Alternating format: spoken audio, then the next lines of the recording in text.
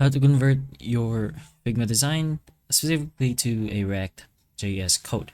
So what you're going to do is make use of the frames over here, since it's going to be manual, and you would be able to do this individually.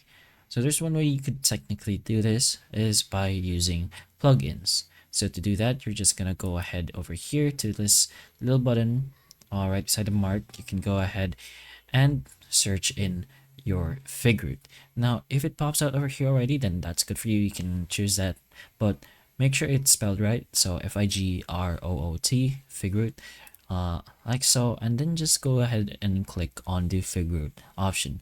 So it's basically Figma to code, and it also includes React. Now, once you've done that, go ahead and open up a little tab. This is all right. You don't need to toggle anything else. You can go ahead and move this aside somewhere else and just go ahead and click in whichever frame.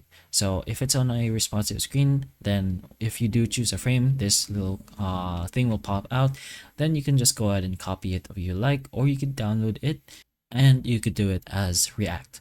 But that's pretty much how you can do this process from your Figma to React. So hopefully the information of this video can help you, and if it can, please like and subscribe for more videos like this, and that's all.